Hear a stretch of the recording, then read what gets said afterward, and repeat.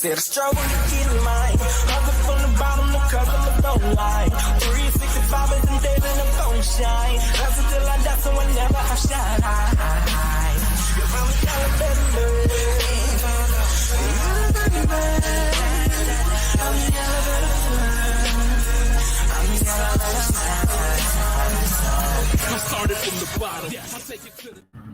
What up, though, people? We are back.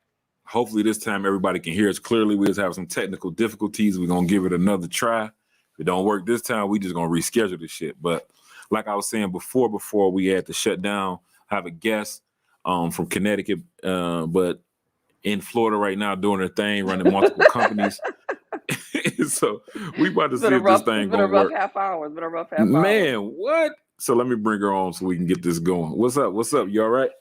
I'm trying to share this right now because they ain't letting us be great right now. But now we good. At all. We good now though. God works in mysterious ways. We good money now. Okay, I just got an inbox said it sounds much better. Cool. Amen. Hallelujah. I know, right? So let's run it back. So before rewind. Before we had to do a take two, we was talking about your transition from coming to Connecticut, going to Florida for a business opportunity to work with a chef. And I was asking you how smooth did the transition go coming from Connecticut to Florida? The transition was good. Like all my friends thought I was crazy because leaving outside my comfort zone to get out. We're not known for coming out of our comfort zone and trying something different. So everyone was like, "You sure you want to do that?" But I prayed on it, and I believe that the chef who put me on, Chef Chad Cherry, when I spoke to him on the phone and his wife, I felt like they have my back and nothing could mess that up going down that path and that journey. In the worst scenario, I would just have to come back to Bridgeport, Connecticut. I wasn't scared to say, hey, at least I tried it because most people don't try it. So, exactly. 7 years in strong, like I feel like I'm at the best peak right now and I'm finding myself to learn more as I grow. That's cool. Yeah, you got to think about it. You miss every shot you don't take. So I was just it's funny you said that. I had this conversation with my daughter the other day about not being afraid to fail. And she wanted to try out for a dance team or something. And she kept asking me, should I do it? And I was saying, it ain't for me to tell you to do it. It's for you to want to do it and understand that it's a possibility you might not make the cut, but you can't go in there thinking, just being afraid and not trying at all. So you got to be able to just risk it. You know what I'm saying? Like one of my things, like I made a stat the other day, say my gift is I'm not afraid to fail. The shit don't work. I'm either going to come back harder or I'm going to try something different. And a lot of people are scared to take those leaps. So for you to leap from Bridgeport, Connecticut to go to Florida and to work and to try something new, and you say you're 7 years strong. So you made the right decision clearly. But to have that wherewithal to even make that decision, it just attests to the person that you are and your character, because everybody can't do that. I was not ever homesick, which is the norm. That's the norm for people. Try something new, they don't like it, they get homesick. I miss my friends, my family, but to be homesick, I don't miss my homesick. Like, I go visit enough to be like, I'm good money. If I feel like the urge, I'm missing something, then I'll take a flight, go check them, and come right back. But this has been a foundation for me, and I met so many different people, not just in Florida, just in general, all around the world and universe has been a 360 for me. That I keep finding, different people, different things. I expand myself, and I just been lucked out that God has followed me in this journey, and I haven't. Nothing's easy, but if you are strong-minded, I believe that if you really want something, you're gonna go for it regardless of what. But who you hang around with, your support group, that support system is so important while you're doing a journey like this. So I've been very lucky and blessed that I have a real solid team in Florida that holds me down, and then all the way back home too. Oh yeah, that's definitely a big thing, because a lot of people can't see past their own vision. You know what I'm saying? They can't see what you see. Sometimes you say, well, I want to go do this. And they, like you say, people say, oh, you're going to get homesick, you shouldn't go, because they can't see further. You know what I mean? And then you got to have a good team, because when you go through these shit, it's ups and downs. But when you got a team that's pushing you, or they going so hard, it makes you go hard. It makes your job even easier. But you around a bunch of people that's naysayers or don't want to do nothing, you start to be the company you keep. I mean, I done transitioned a lot in my time. Like, back home, everyone knew me as in the lid store. Them stores that got the lids, the hat Yeah, store. the hat store. Yeah. I ran that for 10 years strong. And the amount of people that I met in that transition, I was an embroidery specialist, and I learned so much through people you always want something engraved or personalized that open doors for you. So you got to be a people person in general. And I wasn't a people person when I came to Florida. I was real. If you know my hometown, we got thick skin, so it was kind of like, You nah, was you real ain't standoffish at first. you ain't entering this little space right here. This is my space right here. Get out my space. And my mentor Chad was like, and if you want to make this work, you got to open up that space and have a little bit lenient of your attitude, because that goes. You can't be like that. You got to be versatile in Florida. You got to Yeah. be understanding. You got to be able to want to learn something. You got to be open-minded to criticism too, because you're going to get people telling you, well, you could have did better if you did this, or I didn't really like it because of this. You can't really take it personal. You just got to take those notes and learn from them. And that's what I've been doing. So, I say the last year was Joe take some notes, because my anger could get the best of me, and my attitude could get the best of me. And I had to learn that if I want to grow with people and interact with people and meet people just like you, I got to be open-minded and be positive at any given time. And if I feel like I'm kind of like, I don't want to say in the best of mood, I put myself in time out and be like, I got to reevaluate what's going on, what triggered that, and I need to change that. Yeah, especially being in the service industry. You know what I'm saying? You doing with the chef situation, the cooking, or anything, catering of that event, you dealing with people. And my main thing is being a photographer. So you deal with a lot of different type of people. You might get a Bradzilla, you might get a Momzilla, you know what I mean? So you got to be, man, sometimes the moms be doing way more than the actual bride. So you got to be able to finesse the situation to keep everybody happy and keep without snapping, because it be sometimes people do some shit that make you want to snap, but you understand this is your business. And then what they gonna do if you do snap? They're gonna go online, bash your brand, and this, that, and the third. Right. And some of this shit ain't even worth it. Sometimes you might have to bite your tongue if in another situation you might have went off or put your hands on somebody. So you have to have like a personal growth just to advance in this business, because especially this is how you provide. You know what I mean? So this is what you're doing for a living. You definitely gotta adjust. Yeah, it's been a journey. I'm gonna say, it's been a journey. I surprise myself every day when I be like, I did that. Culinary field has more than just the food itself, presentation, the customer service. Being Black and brown, you have to even work even harder because of that reason. So you got your customer service and your excellence, and to be consistent is very important in any aspect that you do being Black and brown. So I feel like because surroundings that I'm in all day, every day, I make sure that if it can't be close to perfect, I try my hardest knowing that I gave my all in whatever I'm doing. Flower arrangements, helping another chef out, prep, whatever I could possibly think of, tablescapes. I like to take pictures like we were talking about, but prior to this, I try to give my all, because I feel whatever I give you, I want the energy right back. So I can't give you something and then be mad I don't get it right back, because I gave it to you the same way you're giving it to me back. So it's got to make sense for your family, your social life, your business, yourself personally. It got to make sense in general. You got to make sense. You got to have the attitude. And, you're not going to have great days.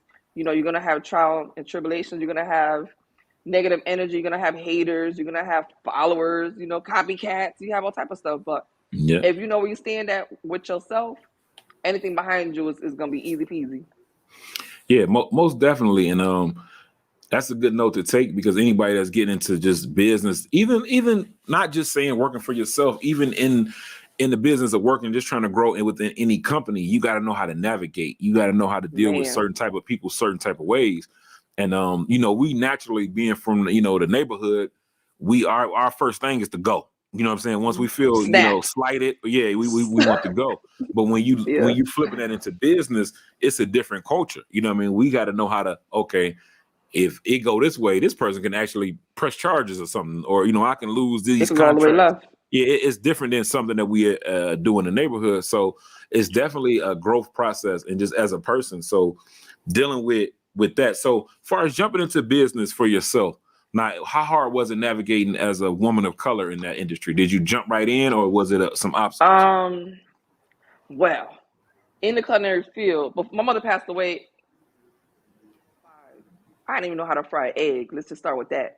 And Okay. I'll burn water. You feel me? Like, like that was not myself was not my thing.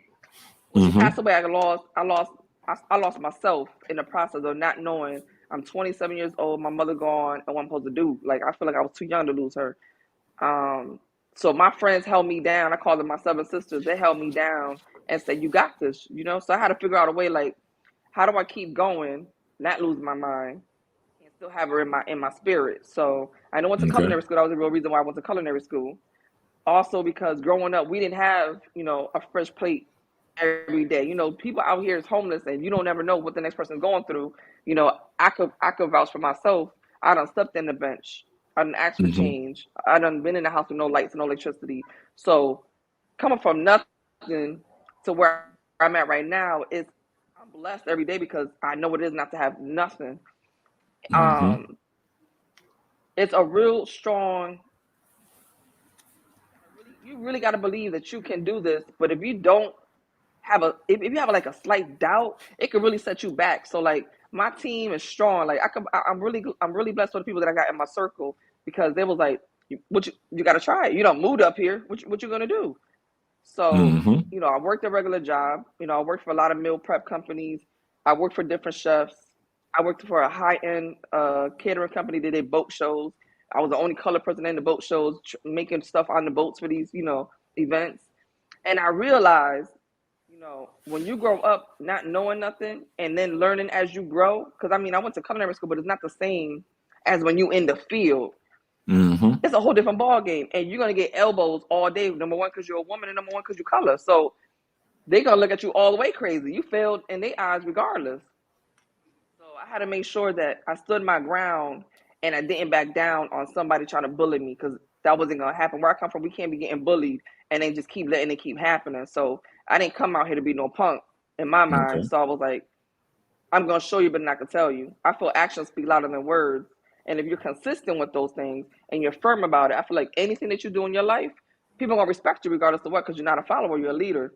And so with that being my mentor helping me out grow, I really don't know where I would be. My mentor and my homegirl that I call my sister. I really don't know if my friends really realize how strong of they're like my backbone. Like, you know what I mean? Like if I have any doubts, I could call somebody up right now. They'd be like, they shake me out of it. You know what I mean? Like, you For sure. tripping?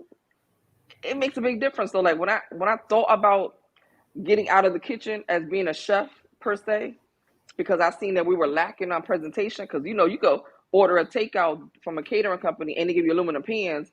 Ain't no presentation, ain't no edible flowers, ain't no garnish, ain't no charisma. You just getting the food. And to us, we're normal. That's what you pay for. But for me, why don't you think outside the box and give them a little bit more, for they could keep calling you and passing on the message like, yo, I just ordered this food from somebody and look how I got it. I just think presentation is the eye of the beholder. When you meet somebody, the way they speak to you, the way they talk to you, the way they look, that's the first thing you're going to get before you get anything out of them. So you can eat some good food, but if the customer service and the presentation wasn't good, you're not going to get them back. You're not going to order them from there. You're not going to get that again. So I say that I a made lot a lane.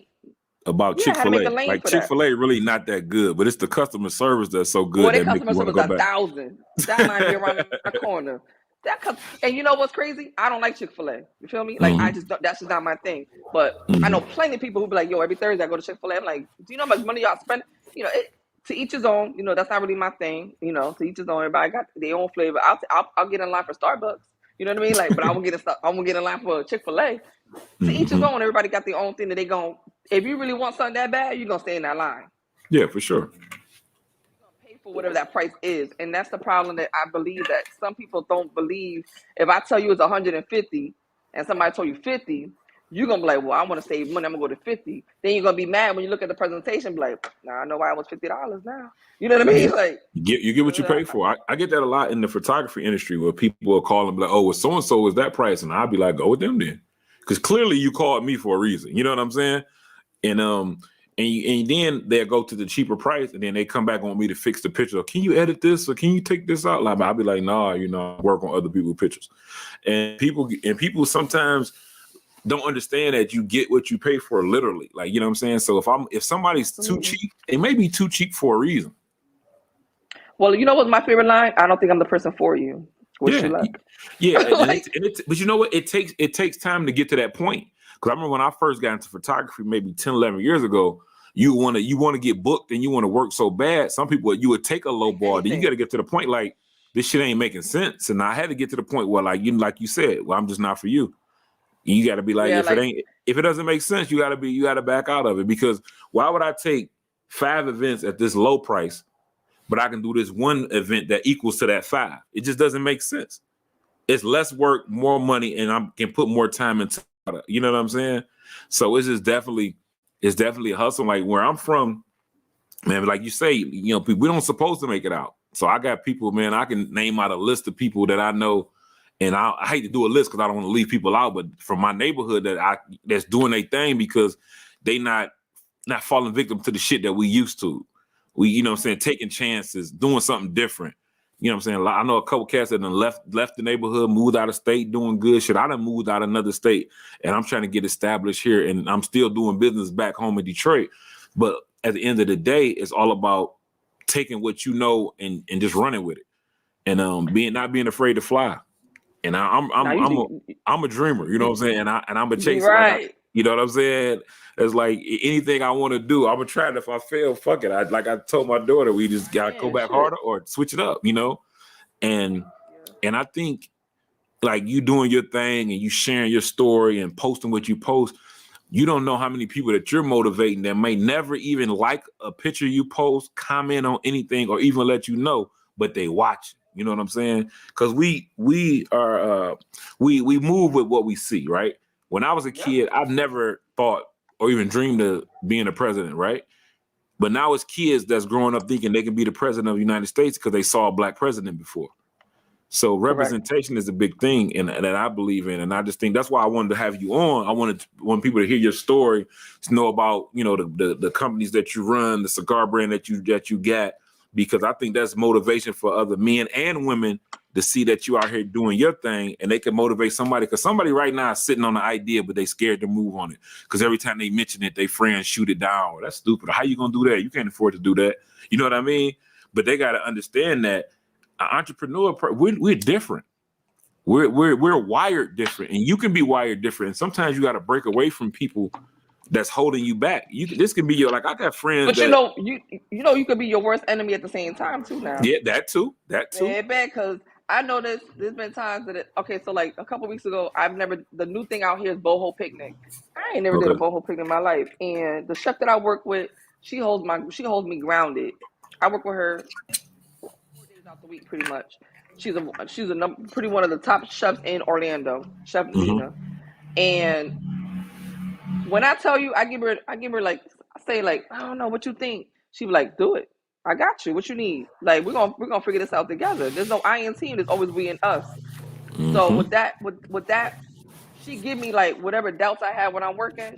She makes sure before the day's over, like you did that. Like you know what I mean? Like, and that's what you need. Like you want those kind of people around you. Like it's real important and I try to put positive energy every day on Facebook because I know too many people either in Florida or out back home, they are suicidal. They don't lost a lot in their life.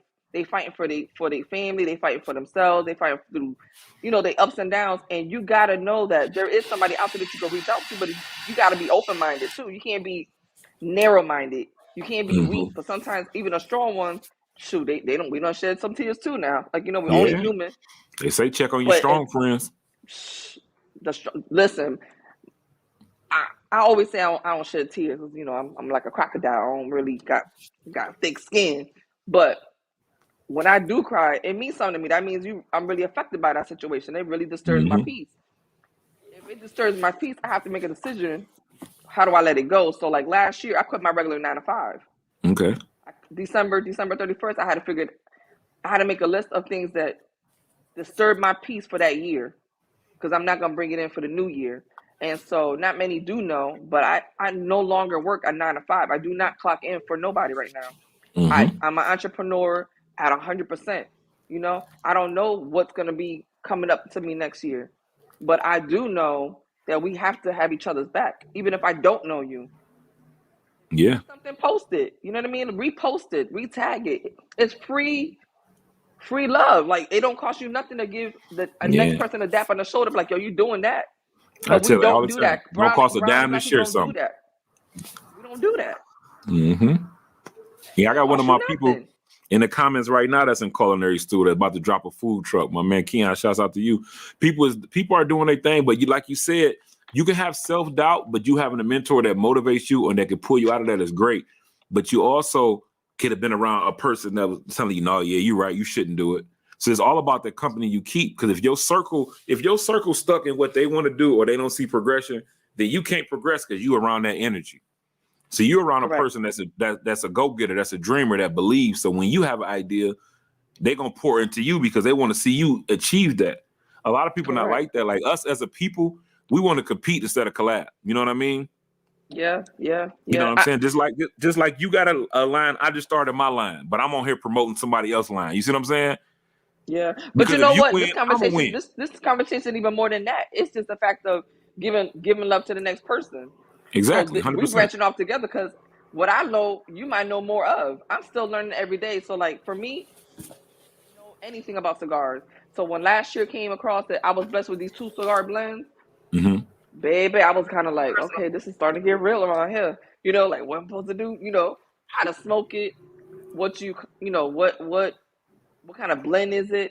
How can people taste everything on the cigar? You know, like say Betty. Betty's very popular. You know, Olivia V is very popular. So I had to like buy these cigars and like do the transition of smoking and learning. Because Mm-hmm. without those things, you can't sell something and not educate yourself. So every day I educate myself. I think the best thing they could have ever came up with on Facebook is groups that they have cigar conversations. Some of them get a little ratchet and you know, but Yeah. for the Yeah. most part, you are going to come up with something. It's really important to educate yourself. It's something that you're trying to do for your brand, whatever brand that is. My brother owns us a printing company, so anything I come up with, I be like, bro, I need something. He be like, what you need? Just tell me what it is. I'll send it to you. It's not that easy for many people, but Mm-hmm. if anybody's on here now, you know, I'm gonna let it be out now. You know, if anybody's on here now, if you're an entrepreneur who's in the culinary field, I don't know if you guys ever heard of Chef Culture. It's Chef Culture with a K, and they have a Facebook, they have an Instagram. That's my mentor who runs that. It's a family. So with that being said, Chef Culture is anyone who's in the culinary field. You don't have to even really be in the culinary field. If you're driven and you have a Mm-hmm. goal and ambition and you're trying to get to a direction that you want to go to, they will guide you. I'm an ambassador for Chef Culture, so we would guide you into the lane that you want to be.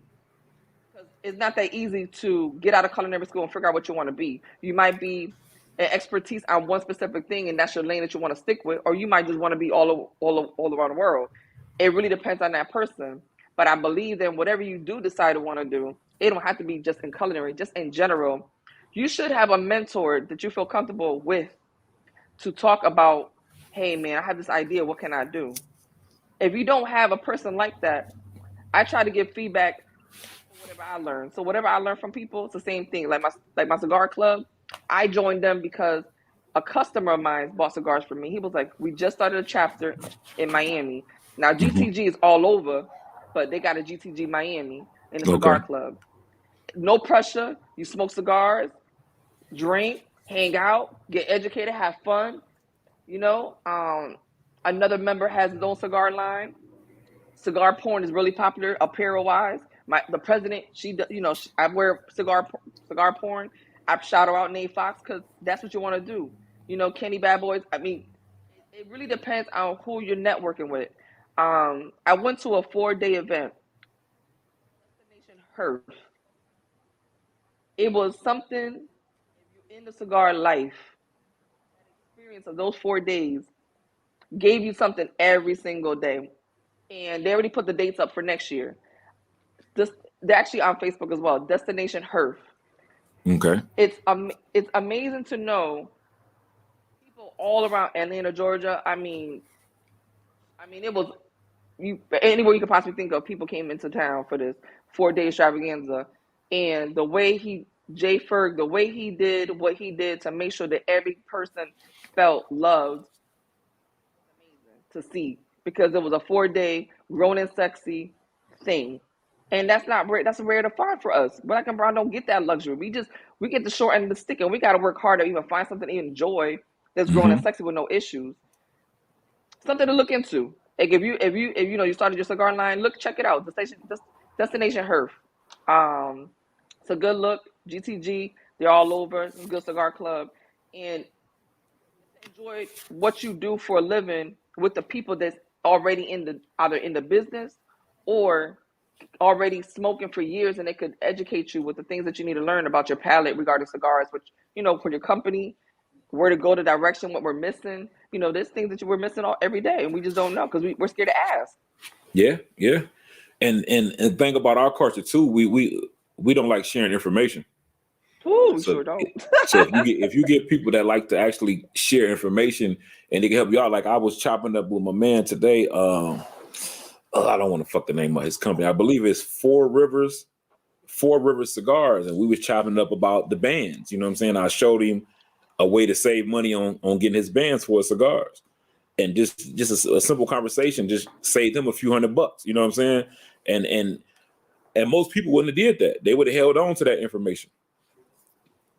Yeah, it's sad. The way we live now is sad, and it's kind of like this COVID kind of like cut you off on different things that you want to do. Mm-hmm. For me, COVID has been great to me because in the culinary food, every day you got to eat. Yeah, facts. You ain't gonna miss no plate of food, baby. So we slinging pots and pans every day during COVID. Everything was locked down, but you drop something off and keep it moving. Meal preps is popular right now because people are trying to get their life together and get healthier, be stronger. So Chef Nita in Orlando, we do meal preps. You know what I mean? Sundays and Wednesdays. Jesse in West Palm, he does meal preps twice a week. So it's just depending on where I'm at, and I always try to repost what everybody got because someone is watching and somebody might want something that you need. And it's only right to share. Yeah. Why be stingy? Yeah. Yeah, it's weird. It's definitely weird that we don't share this information, but luckily that it's like a new generation of entrepreneurs is trying to break these cycles, trying to break these cycles of not networking with each other or putting each other on different situations, because a lot of us have information and a lot of people is dreamers too, but they just don't know where to go. And that's another thing that'll make you not want to go any further because you stuck and you don't want to waste money or lose time because you can't get it back. So but I'm seeing COVID. I've seen COVID, even though we lost a lot of people, which is terrible, but I seen it spark a whole new mindset, a whole new thinking. I've seen so many new people starting businesses or being entrepreneurs or even getting into investing.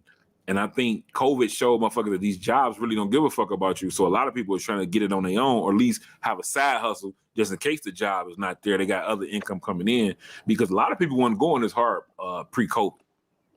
Nah, they wasn't. I feel like, if you was gonna do something with yourself, this is the time for you to do it. Yeah. But you got to remember too, like, people don't talk about it, but we go through a lot of depression in our own culture. Depression is real in our own culture. Yeah. Yeah. We talked about that a few episodes ago. It could get you to a place real dark. I've been in depression twice in my life, and 6 months in depression, no one knew I was still going to work. Couldn't really focus, couldn't really eat. And I feel like everything was crumbling down on me until I had to get a wake-up call and be like, what is you doing with yourself? Like, you too young to be going through this. But in any given time frame in your life, something can trigger something from your past. If you had a rough childhood, if something didn't go well at work, I feel like what people say can harm you mentally along the line. It might, maybe not that time frame, like, nah, I'm good over here. But then later on, you realize it affected your life some way, some form. And you can't realize growing up can affect you growing up, being little, growing up into that. And that path, you have to know when to stop. So counseling, people don't go to counseling. They don't do we spoke on that. It's deep. It's real deep. Like, I know, I talk to my brother all the time, and every day I learn a different chapter in our life that I don't remember growing up because we grew up differently. Mm-hmm. And I left my home at 17 and I never looked back. And now I'm 43 and I'm like, I shock myself every day. Like, I made it. Like, I'm still learning at the process, but I left 17 and never looked back. And for the stuff that I've been through and I've seen in my time frame, I think I did a pretty all right job, and I'm still growing. You know, as long as I keep that positive energy and keep the faith and pray on it, I think I'll be all right. That's how I think about it. So I help the next person with the same attitude. Yeah, yeah. I'm like I was saying earlier, we talked about it maybe 3-4 episodes ago. We kind of dove into mental health. It wasn't even a topic. It just, the conversation went that way, and we were talking about depression. Like 2020, I went through it. Like 2020 was, like I say, I was back crazy because of the COVID. But I had COVID March the 17th to like the 29th, and then the 30th, my house caught on fire. Woo! Yeah, so then a week after the house caught on fire, my father had a stroke. And we stayed 45 days in a hotel until the insurance company found us a rental property to stay in. And then August the 15th, the first wedding I shot of 2020 because of COVID, my father died while I was at the funeral. I mean, at the wedding doing pre-shots. So going through all that is crazy. Like literally, like back to back to back to back. I had to talk to a therapist. Like my wife was like, yo, you need to talk to somebody. Something ain't right. Your whole aura is off. You know what I mean? So I know it's real because I went through it myself. Like, and then honestly, I know I got different trauma because I haven't slept through the night since the fire. I haven't slept from completely through the night since the fire. Like I literally have to take 2 edibles a night to get 6 hours of sleep. And you know, that's trauma. You know what I'm saying? Like I think in my mind, I'm scared if I fall asleep, I might not wake up to smell the house catching on fire. Because I was downstairs and I smelt it. Like what happened was I was quarantined in this one room, in the guest room for 13 days before I felt better. So I was so tired of looking at these sky blue walls in the guest room. I'm like, I'm about to hang out in the family room, watching TV. I'm watching TV. I just wanted to see something different, right? So I'm chilling. I nod off. I smell something burning. The way my house was set up, the kitchen is behind me. So I look back thinking somebody left the oven on, and I look up. It's just black smoke dancing on the ceiling. It was like a fucking movie. No. So I jump up. I look. We got a first floor laundry room, and the dryer caught on fire. So my instinct was get my family out the house. I run to the steps. Get the fuck up. I'm yelling like in my mind, don't go upstairs because the fire gonna follow you and we're gonna be trapped. So I don't know who the fuck I thought I was, that I was gonna block the fire, but I'm like, I'm not going up the steps. I'm standing at the bottom of the steps. So it's 10 o'clock at night. I done woke my family up. They come downstairs looking crazy, like, what nigga, why are you yelling? I'm like, the house on fire, y'all gotta get out the house. Go to the neighbor next door. He like, I got a fire extinguisher. So we go back literally from walking not 3-4 houses down to the next door. We go next door. We come back to the fire. We got the double doors. Both screen doors are black. So I can't go back in the house. So we had to wait. But the whole time I'm on the phone with the fire department. So they get there. They take like another 20 minutes to set up. And then they go in the house. And it seemed like they did more damage putting out the fire than the actual fire did.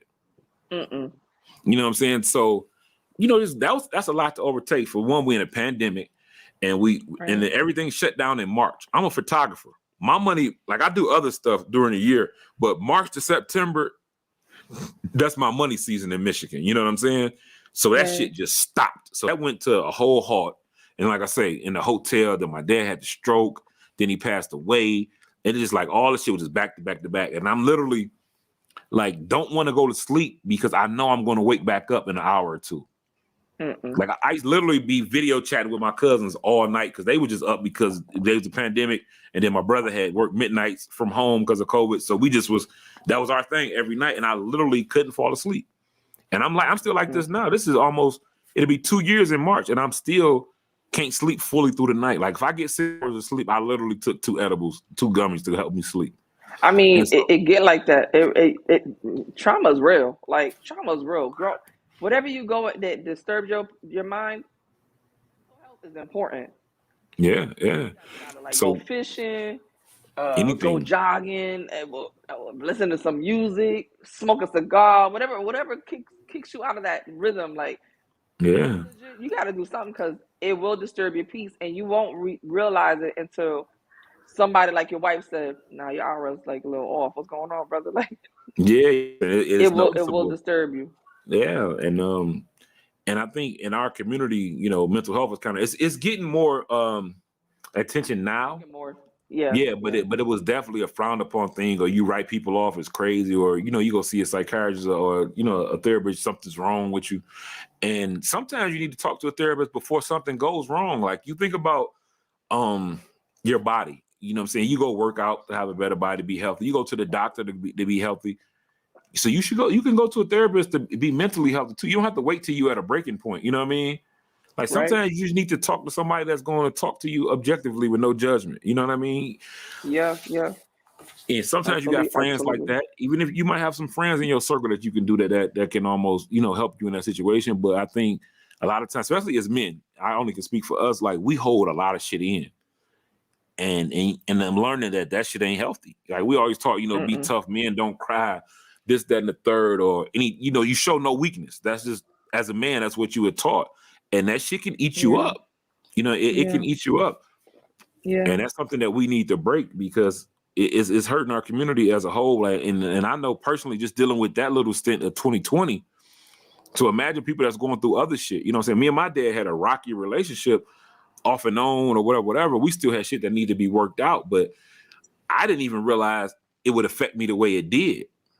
Mm-hmm. You know what I'm saying? Like, it was like his anniversary of his birthday. I mean, not his birthday, I'm sorry. His death date, August the 15th of this year. I woke up and it was so weird. I just had this weird feeling and I broke down.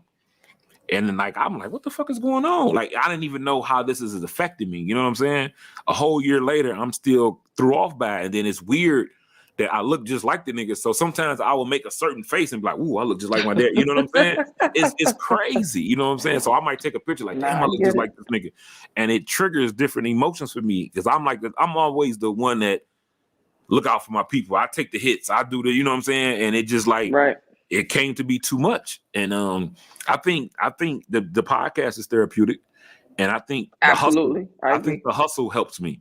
Like, I don't, if I'm sitting still, and I feel like I got to do something else. I can't waste time, because I don't know when this clock gonna end for me. So I got to make sure I keep it moving. I'm providing. I'm getting money for the family. I got to make sure my daughter understands that, you know what I'm saying, one day I'm not going to be here. So the information, that's my one fear in life. I'm not scared of nobody and nothing, but my one thing is to pass before my kids are grown enough to understand, because I would hate to pass away and let somebody else raise them.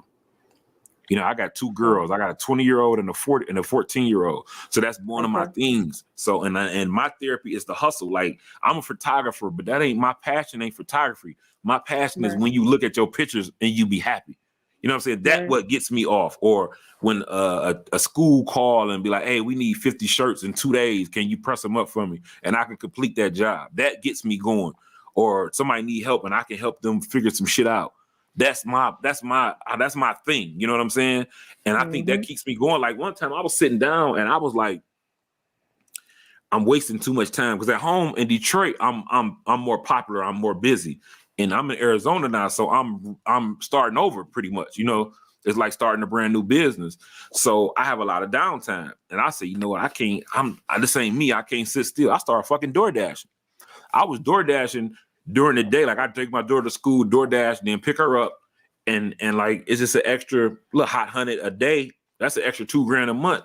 Not even on top of the shit I do as far as business, my graphic design business, my photography business. But I can't sit idle, because I just can't be not having, you know what I'm saying? I'm the type of person, like, I don't have a lot of vices. I like to travel. That's my thing. But I want to be able to afford to do it. You know what I'm saying?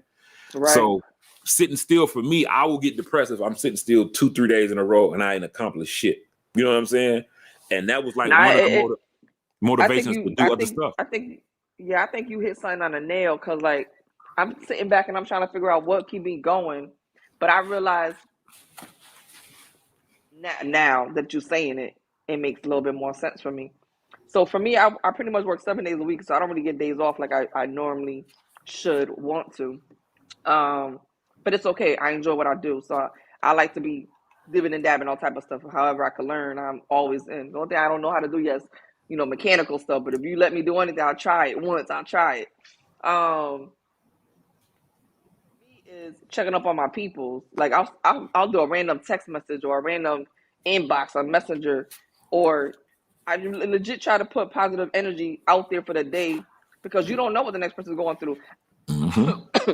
What I might be going through is, damn, I only got like 10 cigars left. I got to do a reorder, a re-up. Somebody talking about, bitch, I ain't eating 5 days. What you talking about? You know what I mean? Like, it don't match. You know what I mean? So it got to make sense what we complain about. I think if anybody on here or in general in life, 2022, you got to think before you speak, because what you're complaining about might not be nowhere near what the next person is going through. Yep. Depression 100%. is real. Suicide is real. Homeless is real. Being sick is real. Losing people during COVID is real. Those are real logistic things that happen every day of the week. People who don't have a job. Right now, people are hiring all over the place because people don't want to work, or they lost someone and they just don't know how to get back in the rhythm of living.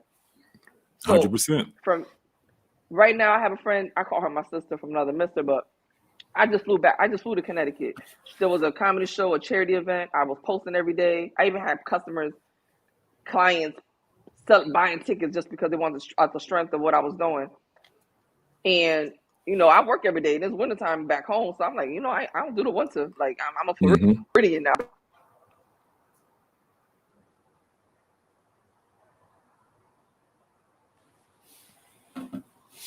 We gotta want more. And I realized, I was like, is this for real? Like, are we really doing this right now?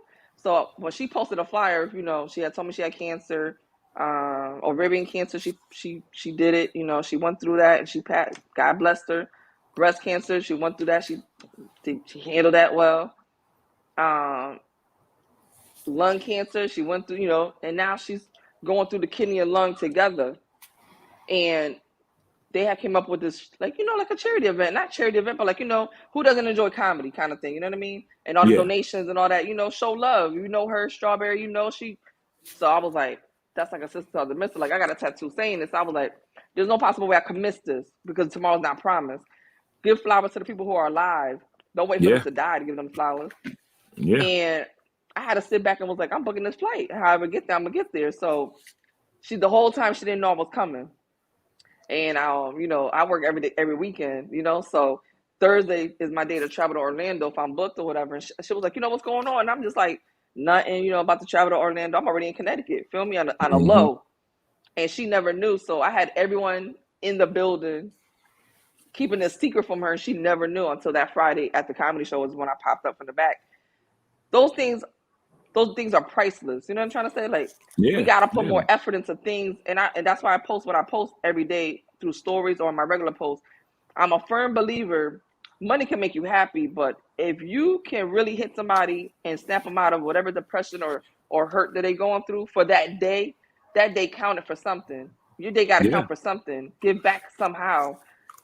It's just a learning salvation, because growing up, I didn't get I love yous or hugs and kisses. That's not what I was brought up. That's not how I was taught. So in relationships, you're not gonna get that out of me. Like, damn, Joe, you kind of cold in these relationships. Well, that's how I was brought up. I thought that was normal. A lot of shit we was taught that is not normal. Yeah, a lot of shit we brought was not normal. That's not normal. You're not expressing yourself. That's not normal. You're not crying. That's not normal. You not having an emotion breakdown. That's not normal. You're human. You're human. Like, you're gonna have those days that's not gonna be the best thing. And I'm a believer that your significant other gotta have your back, bro. Like, 100%. If they don't ride with you through whatever you're going through, like, you could work all day, a 10-hour, 12-hour shift, and you still gotta figure out what you're gonna eat for the day. That's a problem. You know what I mean? Think about that. You might need a massage. You can't fight. You can't fight the world and come home and fight too. Baby, I've been there, done that too. So I feel like, you got to, whoever you give your all to, or whatever you give your all to, it gotta be reciprocal. It gotta bounce right back. The energy gotta bounce. If you with somebody who don't ride for you, and they not your number one fan, what are they there for? Yeah, that's 100%. Like I give it up to my wife all the time about that. Like, when I'm going through some shit, she right there. You need to go do this. You need to do that, because you need that push sometime. You know what I'm saying? I mean, I was going through something, waiting on some stuff to go through, and it didn't come through, and she made a play to hold me down until I got back up. Because like I said it at our VAR renewal, I say you got to be different to be married to an entrepreneur. You know what I'm saying? Because you're gonna get some electric bills with a red line on it, like, hey, if it ain't here by Friday, it's getting cut off. Because our money I can go to, like, before I moved out here, I could go to my office for 5 days in a row and not make a dime. Right. You know what I'm saying? And I'm spending money every day. Gas, I got to eat. My daughter gonna eat because I pick her up from school.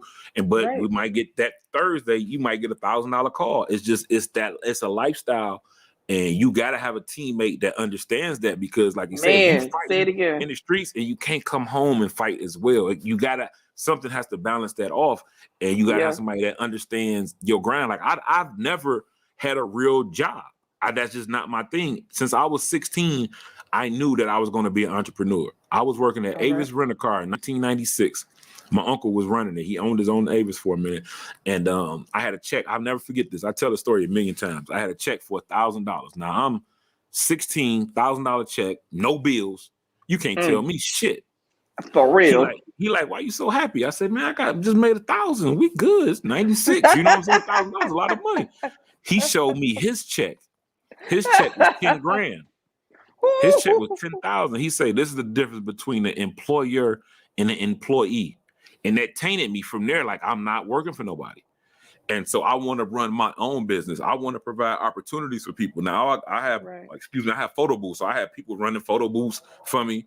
So I'm helping other people eat. And that just made me feel good. And just like, I like to, like, my daughter never caught the bus to school. You know what I'm saying? No knock to anybody that does, but I dropped off and picked up at school every day of her life until now. But you know what? I'm going to let you know right now, that itself is something that a lot of people can't experience. You got to remember, there's a lot of just one person in the household running the show. Yeah, that's how I was raised. I was raised by a single parent. So trust me, I know. You know? So you being there 3 years without seeing my dad, and he stayed 5 minutes away. Literally. I mean, it's a sad world. Like I'm a firm believer. Like growing up, like my mom held me down. She left my dad when I was 7, and I didn't understand it at the time. Because I was kind of like, "What, you leaving my dad? Like that hurts my feelings." But at that time, I was living in Cleveland, Ohio, and then we moved to Connecticut, and I was kind of like, I didn't understand the logistics of it growing up. Because we kids, we think we know everything, but we don't know shit until shit get real. Yeah. And I realized the hurt and pain that came across it growing up. Us girls, we start dating men just like our father. And I had to like sit back, and I was like, wait a minute now, this ain't the kind of life I'm trying to live now. My mother lived this life. Now I'm not trying to live this life. You gotta know, you gotta learn from your mistakes. I've been engaged before. You gotta learn from your mistakes. I feel that now mentally, I know exactly what direction I want to go to, and I can't let nothing in this box that's going to either trigger my past or interfere in my past, that we don't know where we're going for the next chapter. So you have to make sure that whoever you date, if you're an entrepreneur, that they understand there's not no, I work at 9 and get off at 5. There's no such thing as that. There's no such thing as I got the day off, and I might have to go to work and somebody calling in because I might need that bread. Yeah. Are you riding with me or what? You rolling with me or what? You know what I mean? 100%. It's just like today. Like today, I had a bridal show in Scottsdale, which is about almost an hour away. I went there, set up. I left at 9 o'clock this morning. I had to stop at Walgreens, get something, shoot there, set up, go to the event network, try to get some new bookings because I'm trying to get my name out here on the photography tip. I left there, came straight home, and came into the backyard. I'm on my patio, set up everything for the podcast so we can do this show. That's just an entrepreneurial hustler's life. You already know. I drove from Orlando. I was like, all right, he said 9 o'clock. I got to be on the road. Exactly. So I'm trying to make sure I get back. It's a real thing. It's a real thing. And I really believe if you really want it and you don't know how to go about it, tap into somebody that do, or going to motivate you to do it. But don't let nobody in your circle that ain't going to be a team player. Because I know for me, you can't be around somebody and be like, I work 12 hours. And people always say, well, I can't cook for a chef or I can't cook for a cook. Man, I'll be happy right now when I'm done with you. I'm going to eat me a grilled cheese. You feel me? Like, it's the little things right now. You feel what I'm trying to say? Like, it's way more than, it's the effort for me and the compassion. Like, because without that compassion and that effort, you are not in my circle. You're not in my box, because temptation is everywhere in life. You're going to be tempted to do all type of stuff you shouldn't be doing. But if you're in the industry, photography, culinary field, rapper, singer, any entrepreneur, cigar life, anything you want, you can get right here on your lap. It's free. Yeah. Now it's up to you. You make that decision. You want to snatch it. Just remember there's consequences behind you when you take it. So you gotta be in the right path. And I think now, maybe because I'm older, I know what's Mm-hmm. right and wrong. As in before, I knew what's right was wrong, but I really didn't care. I was So playing Russian what roulette age what age you think what were you when you got that clarity? last year. Say last year. I'll tell you why, because I've been here 7 years and I was in a 4.5 year relationship, and I Mm-hmm. didn't know a lot of things that I thought I did know in the process of being in a relationship and still working a 9 to 5, having a relationship and still trying to be an entrepreneur. Mm-hmm. And because of my past history of drama and bad issues and bad decisions growing up, seeing my parents not do the best either, I didn't know no better. Last year, when you're in a relationship, you do your pros and cons. Like, people say slick stuff, or people in general say slick stuff to you. You never be like, man, I ain't sweating that. Man, I'm good the way I am. Man, they tripping. What I did was I wrote down everything that anyone has ever told me in my history. They made me see like ain't nothing wrong, because I know for me I have a temper, so I had to make sure that I didn't think before I spoke at any given time. You was gonna get whatever out my mouth, and it was just gonna be that. Last year, I had to really make a decision with myself and say, what do you want out of life? Because you're not getting any younger. What do you want out of your friendship with your friends and your family? And what do you want your significant other to look like? And what are you bringing to the table to make all those things come to play? Mm-hmm. And I had to write down occupation, my goals, my future, my dreams, my do's and my don'ts kind of thing. And sit down and give myself a reality check. Like, you ain't hot toddy. Like, you ain't no, you know what I mean? You ain't no 10-piece like right here. Like, you got a whole bunch of things you got to work on. And I had to work on them. And I made sure before the year was over that I felt that the energy was going to be positive on this year that's coming up right now, that we in right now. And also because my homegirl, Creative by Anita, she does her own, I wear a lot of stones. And, the energy off the stones means something to me now because I learn every day about them. And I had to find one that was giving me healing process. So when I feel like I'm down and out and I don't have it, I can tell the difference. As if I have it, I know I'm going to be in a better situation. And if I'm not, I pray on it. You know what I mean? Like, I legit have to pray on it. But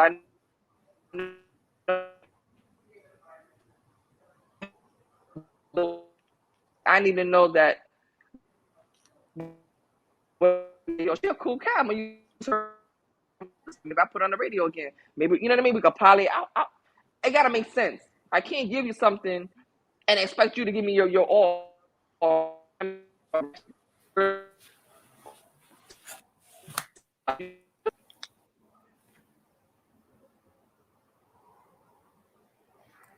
Yeah, you kind of cut out for a second, but yeah, I know it's different ages is different points of clarity for me personally. When I was 27, that's the first time like I had an epiphany about like my relationship with my father. Like I had like a love-hate thing going, right? So when I turned 27, I had to just within myself take a look at his situation. Like, okay, I'm thinking like, you got a son that's a college graduate, no felonies. I turned out good, and you really didn't have a hand in it.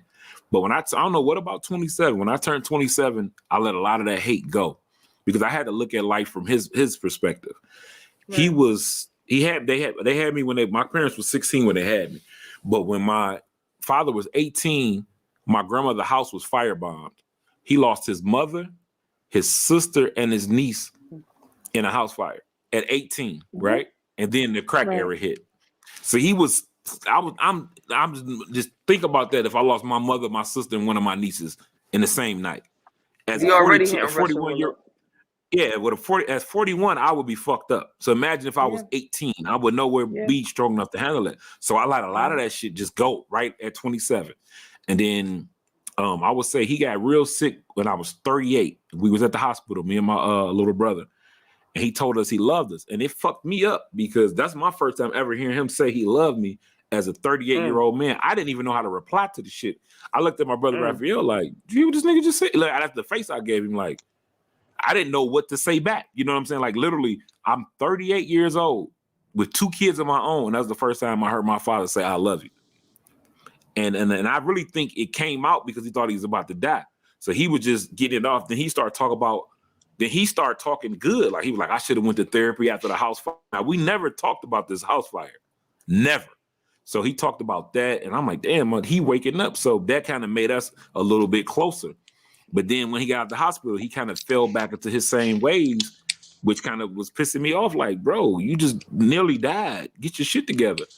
And I understand that he was dealing with a monster that was bigger than he could handle. You know what I'm saying? He was still doing drugs, and you sick. So if you sick and you doing drugs, that medicine ain't working. That shit counteractive. You know what I mean? So all that played a part. And then when I turned 40 during COVID. So I had to cancel my big 40 years birthday cruise, everything. But 40, I had another just epiphany, like, you know what? I got to focus on always making sure my people are straight. My whole thing as a father is to never be what my dad was. So that was kind of my motivation to being the dad that I am today. Like I remember one time, me and my daughter, I was showing her how to mail something. I took her to the mailbox and a lady pulled over and started crying. And I'm like, you okay? She was like, I was just so proud to see that. And it kind of threw me off, like, because it's normal. You know what I'm saying? To me doing stuff with my kid is normal, but a lot of us don't have a father, including me, that show us shit. So she probably was triggered by that. You know what I'm saying? Seeing a dad showing the kid how to put something in the mailbox to mail a letter. And it was just that little thing, just like I always kept it. I never forgot that. And it's just little things like that in our community that we got to break a cycle. Like even on both ends, mothers and fathers, we don't have to be together to parent. We don't have to hate each other neither. We need to break that cycle as well, because some relationships is not going to work. You know what I'm saying? That's just life. But the kids shouldn't suffer because of our bullshit. You know what I mean? And I just feel like all that shit is triggering in different things. Like that triggered that lady. Like the shit my daddy said tricked me. And one thing I can't take that's good with me, right before he got sick, not sick, but he's been sick, but right before he went into the coma, I called him. I said, yo, it's when COVID, you know, people run out of tissue, this, that, and the third. I called him. I said, yo, I'm in the hood. Do you need anything before I go? And he was like, no, I'm straight. We sent somebody to the store. We good. I'm like, all right, bet. He was like, all right. He called me Lopez. He's like, all right, Lope, I love you. And I was like, all right, love you too. That was the last time we talked, because 2 days later, that's when he had the stroke. So I like that we at least told each other we loved each other before he left. But it's just like, I'm still ain't all the way right from it. You know what I'm saying? So my motivation is just to keep pushing and keep, showing my kids that, I hope that they be attracted to a man that has the qualities that they dad have. That's going to make sure they good. You know what I'm saying?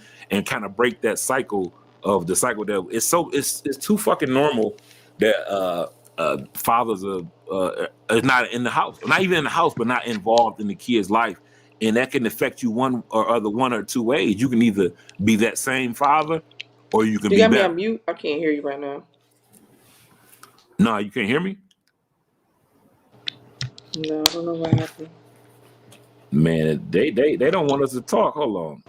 Can you hear me now? Mm-mm.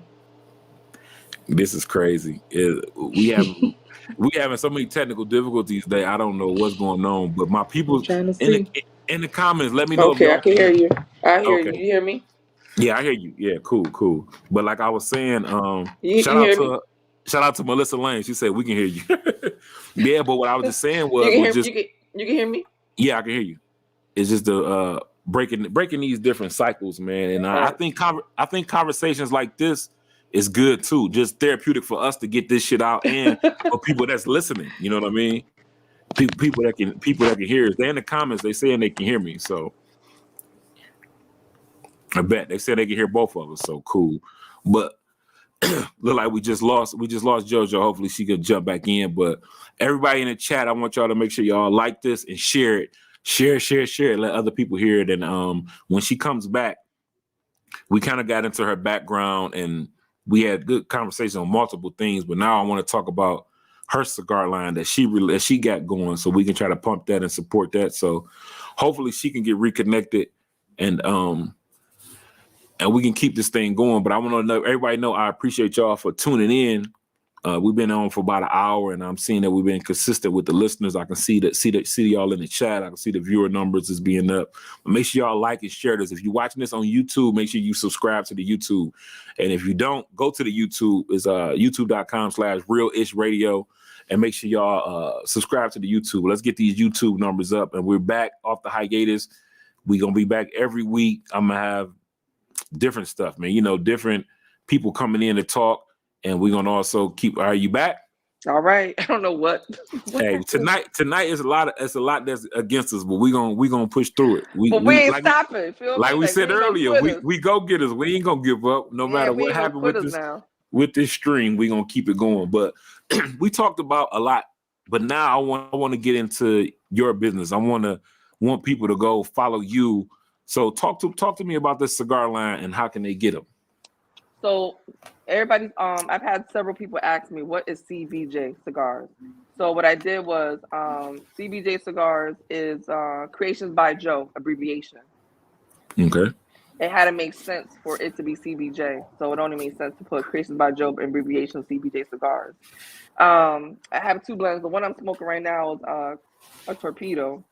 The wrapper is a torpedo, but the binder and the filler is Aquarian and is a 52 gauge. Nice. So in the transition of this, if someone's into Betty, because it has a leather flavor, or be into coffee. I know for me, I'm drinking wine right now, but the wine that I'm drinking is from Orlando. Nice. This is good if you're a coffee drinker, like Starbucks, espresso, old fashioned. I'm just starting to get into old fashioned now, a nice little smooth drink. Bourbon and whiskey. I mean, it's a real good transition, and I don't have a website now because for me, when I think about it, I only have two blends. Even though people think I should still have a website, I don't have everything's inbox. You hit me up, and on my regular Creations by Joe or CBJ Cigars, or just in general, JoJo's page. And I got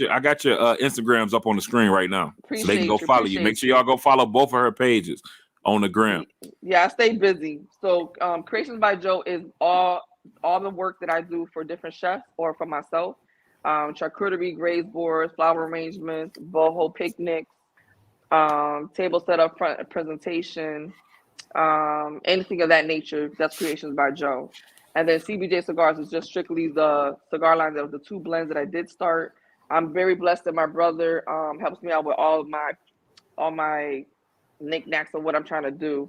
It's nice. It's a good look. So usually when somebody orders, I do shipping anywhere, and the one stick is $12. Shipping is $9, depending on that.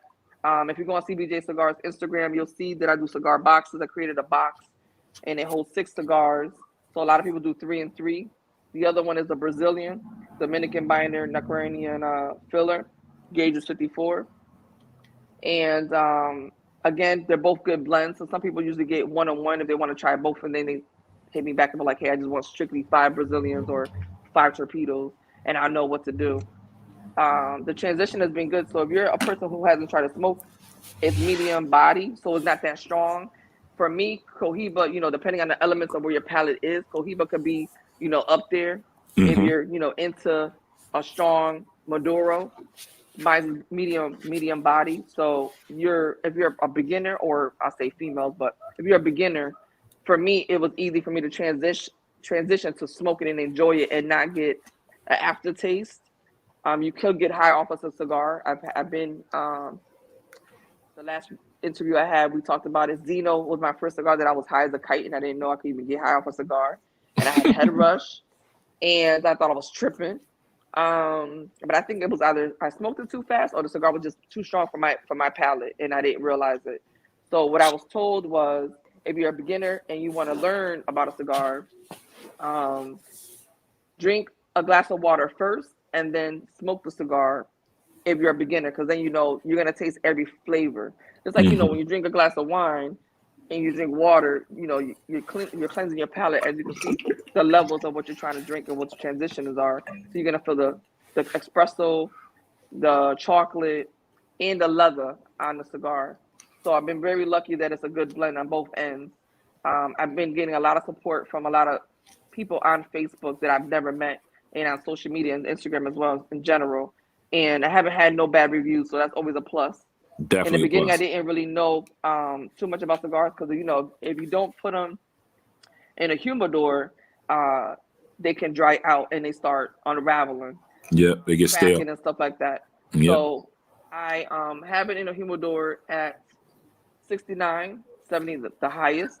Or if you discover Bovita is the best thing they ever came up with, that it's a packet, humidor packet. Yeah, that's what I ship in mine. Yep. And it's the best thing in life because, like, what that little thing could do. But once it's solid as a rock, that's when you know it's trying to change it. Yeah. You got to smell fresh. You want it to be fresh. You don't want to be, too dry. So, and when you're shipping, you got to make sure that you're doing it the right way. So when I was starting first shipping, I didn't have Bovita, and somebody was like, "How are you shipping them?" In a cigar crew, and I discovered, he put me on to that, and I've been stuck with that. I try to, the girly side comes out of me, so I put a whole red ribbon on the thing, and if you see my pictures, you're gonna see like a little red ribbon or turquoise. I picked turquoise because that's my favorite color. I like anything with blue on it. The label's still basic because the guy who hand rolled it for me, he blessed me with this label.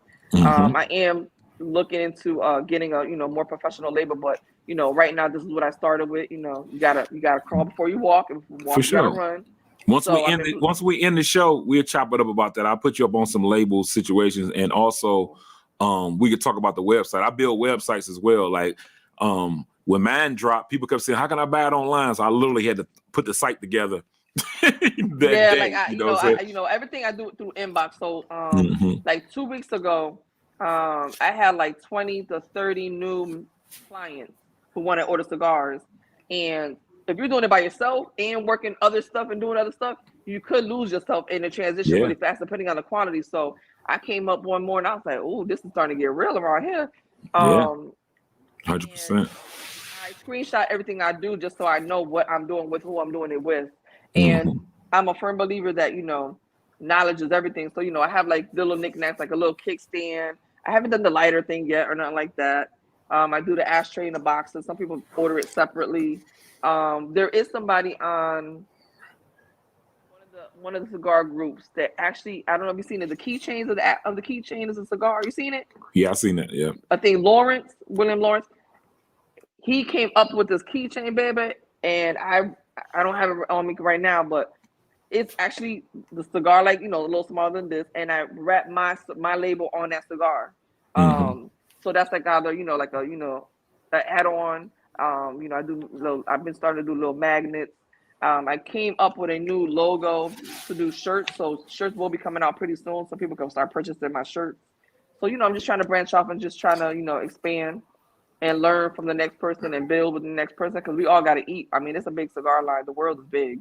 Yeah, definitely. I'm like I said, as I dive into it, I see that it's a whole nother culture that I didn't even know existed, and I'm loving it. Like I say, it's some people that just think they know everything and just be doing the most, but for the most part, definitely get game and information in these groups and just learn it. It's a process. You know what I'm saying? In any business. Right now, Valentine's Day is around the corner, so right now I do the his and hers. So nice. Due to being lucky, I'm able to do flower arrangements for the woman if she don't smoke cigars. You know what I mean? Because you got women who smoke cigars, and then then the box, for the man. So the his and hers packaging, if they're local in Fort Lauderdale, or if I'm in Orlando or Miami, depending on the area that I'm in, West Palm, I can ship them or deliver them hands on to the person. And so, I came up with little concepts of that because I think it's real important that you give your all to a person, to a customer, because you are the customer, vice versa. The presentation goes a long way in the way you carry yourself, and when you bring it to them or give it or send it to them, they're going to look at you like they take you a little bit more serious. We spend a lot of money on big name brands of cigars, and you're just a number to them.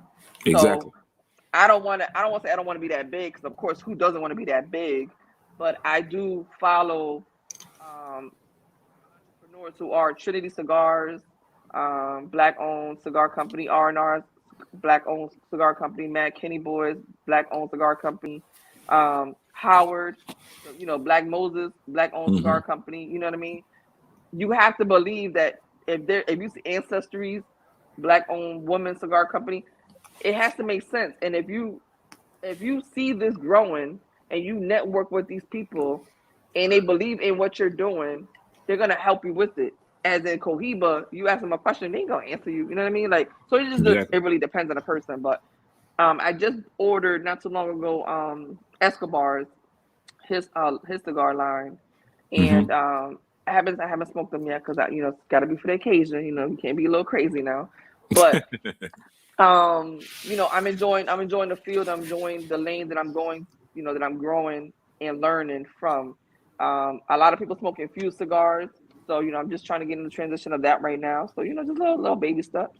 Yeah, that's what it takes, man. I just want to let you know I'm proud of you. Keep doing your thing. We're gonna continue to network and help each other out. Make sure y'all follow her at creationsby.jo and also at CBJ __ right? Cigars.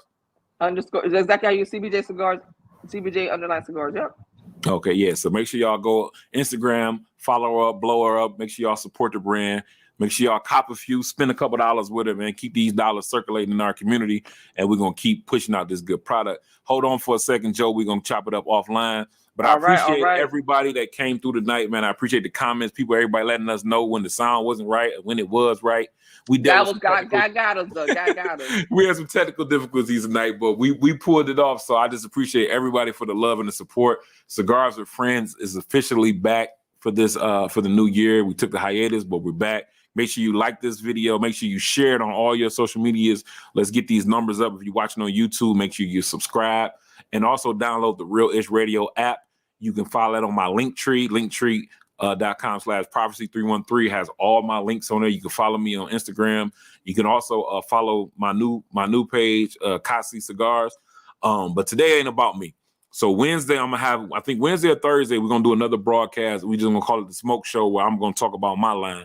But today today is all about Joe. So make sure y'all CBJ _ cigars, and I'm gonna chop it up with y'all in a couple days, and it's gonna go down, man. And like I said, hold tight real quick, and we're gonna chop it up for a minute.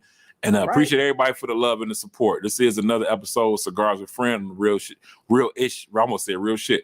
Real ish. You said it right. What it is. You know what you said, but you know what you said. We understand the lingo. That's what it is. It really is real shit radio, but I didn't want to have a cuss word in for branding purposes. So it's Real Ish Radio. So on the Real Ish Radio network, live with Blaine J, got some new episodes coming. We're probably about to add another show to the network. So y'all just stay tuned, man. You already know I'm gonna give it to y'all raw. Love y'all. Appreciate the support. Hi, I'm Blaine, host of Live with Blaine J, a podcast that airs right here on Realish Radio. Every week, I connect you to all the people, brands, and businesses you need to know about. I'm gearing up for season 2, and I can't wait to talk to you. So keep your notifications locked right here to Realish Radio.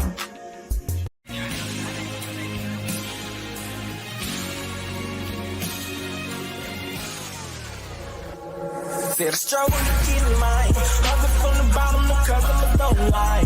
365 isn't dead in the phone.